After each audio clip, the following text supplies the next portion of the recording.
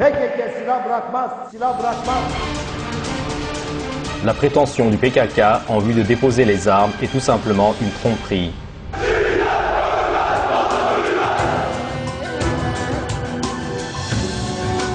Toprağa şehit verdim, gururluyum. Benim bir oğlum daha var, o da şehit olsun. Bir torunum daha var, daha şehit olsun. Ben de şehit olmak istiyorum. Allahu Ekber, Allahu Ekber. Ordumuz olsun daim muzaffer. Depuis 1984, le PKK martyrise nos soldats et les autres citoyens, et ce, en faisant aucune exception pour les femmes et les enfants. Dans les plus de 80 000 attaques terroristes qu'il a commises jusqu'à ce jour, cela a coûté la vie à plus de 40 000 de nos concitoyens. 24 asker şehit oldu, 18 asker de yaralandı. 4 asker şehit oldu, 5 asker yaralandı. PKK dün gece Çukurca'da 3 ayrı karakola aynı anda saldırdı. Maintenant, cependant, il existe une assertion selon laquelle le PKK déposera les armes. Tarihi açıklama geldi. İmralı'dan PKK'ya silah bırakma çağrısı yapıldı. Les déposeront-ils vraiment? La réponse à cette question est claire. Non. Le PKK ne renoncera pas à ses armes. Le PKK est une organisation terroriste, marxiste, léniniste et stalinienne. Les armes sont la raison de son existence. Sans ces armes, il n'y a pas de PKK.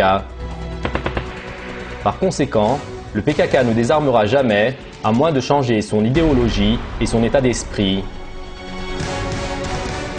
Cela n'est pas la première fois que l'idée du PKK de déposer les armes est inscrite à l'ordre du jour. Le PKK a déclaré de nombreux cessez-le-feu auparavant et a annoncé qu'il dépose ses armes, mais ce, en tant que tactique pour gagner du temps. Aucune de ces déclarations n'était sincère. Toutes les déclarations du PKK sur les cessez-le-feu et les appels à déposer les armes ont été des tromperies. Le PKK a déclaré un cessez-le-feu unilatéral le 20 mars 1993 pour la première fois. La décision du cessez-le-feu prise le 20 mars 1993 a ensuite été prolongée de 2 mois lorsque cette période a expiré. En 1993, quand il y avait un présumé cessez-le-feu en vigueur, 715 représentants du gouvernement et 1479 civils ont perdu la vie à cause des attaques terroristes par le PKK.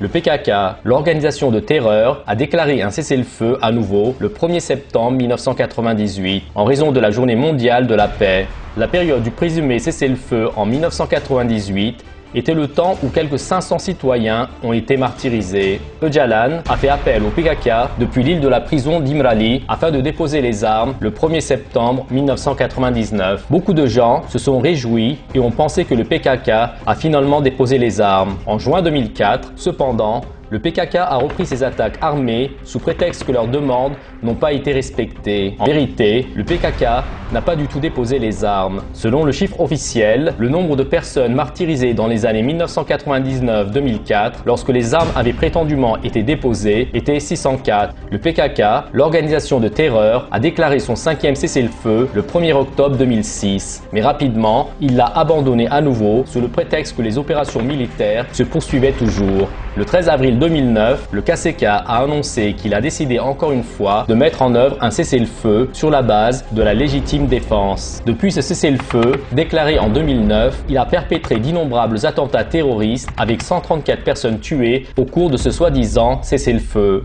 Le PKK ne déposera pas les armes parce que le PKK est une organisation marxiste, léniniste, stalinienne fondée sur la croyance d'une révolution violente. Dans les montagnes, les militants du PKK reçoivent des heures d'instruction pleines de paroles de Lénine faisant l'éloge de la violence et de la terreur.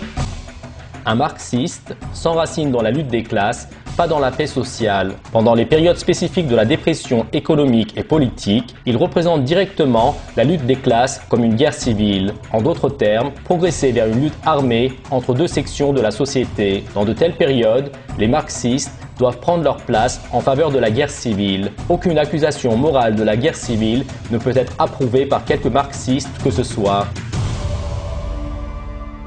L'idéologie du PKK est basée sur la terreur et l'anarchie en utilisant les pistolets et les bombes.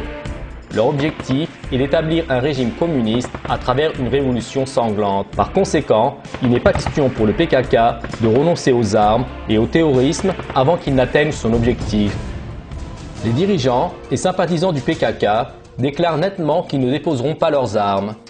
Sabri Hok, un chef du KCK à Kandil. Il ne peut pas y avoir de désarmement aussi longtemps que les raisons de notre présence ici continuent à s'appliquer et ce serait défier la réalité de notre existence. Il n'est absolument pas question pour notre mouvement de considérer un désarmement et que nos forces armées se retirent ailleurs. Discuter le désarmement dans ces conditions représente le manque de respect à la volonté des Kurdes. Il ne peut y avoir aucune discussion sur ces choses jusqu'à ce que notre leader Öcalan soit libre et parle avec le mouvement de guérilla en personne. La guérilla ne déposera jamais ses armes. Le membre du conseil exécutif du KCK, Duran Kalkan, nous considérons l'appel demandant à la guérilla de déposer ses armes comme étant absurde et manquant de sérieux. Nous ne souhaitons même pas en discuter. Le mouvement de guérilla ne déposera pas ses armes. Türkiye toplumunu yanlış bilgilendirme olmamalı.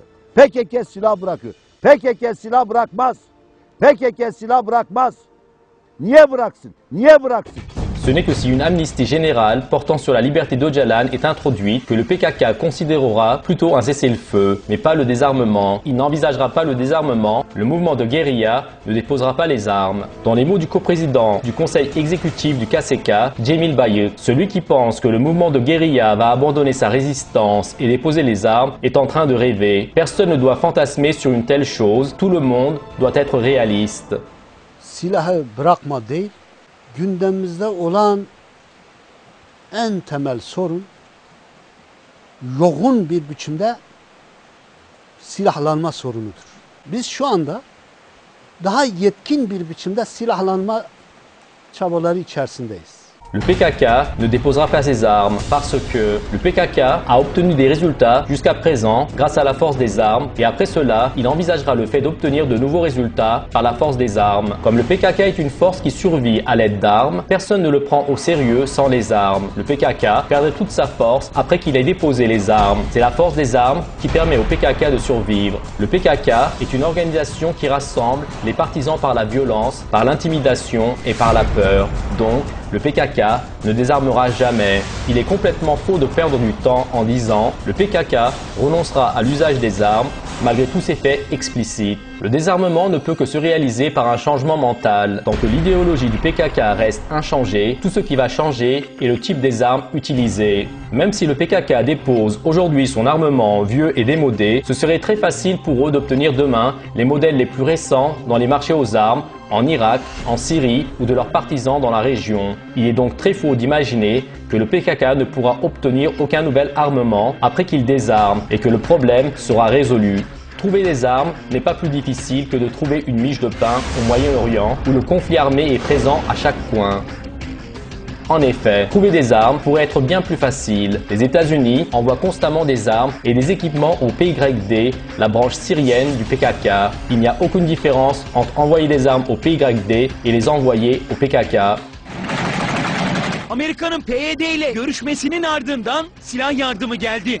Beyaz Saray havadan ulaştırdı o silahları. Amerikan Hava Kuvvetleri'ne ait 3 C-130 kargo uçağı 24 tonluk silah ve mühimmat attı havadan. Les stratégies fondées sur la confiance en la parole du PKK sont très dangereuses. Une manière désarmée, pacifique, démocratique, conciliante et négociée de régler des affaires n'a aucune place dans les croyances du PKK. Pourtant, le PKK utilise de temps en temps ces concepts comme une tactique pour gagner du temps et de la force et pour saisir les avantages. Pendant tout ce temps-là, il complète sa restructuration logistique et corrige les défauts et les faiblesses pour finalement ressurgir encore plus fort qu'avant. N'oubliez pas que l'objectif du PKK est de construire un État communiste. Il n'est pas question de désarmement tant qu'il soutient cette idéologie. Le PKK déposera les armes seulement quand il déposera les armes dans son esprit. En d'autres termes, il peut honnêtement déposer les armes s'il renonce à son idéologie marxiste-léniniste, stalinienne, en voyant le caractère erroné et non scientifique de son idéologie. Et cela ne peut se réaliser que par la connaissance, les idées et l'éducation, et non par la lutte armée avec laquelle il est devenu si familier au fil des ans.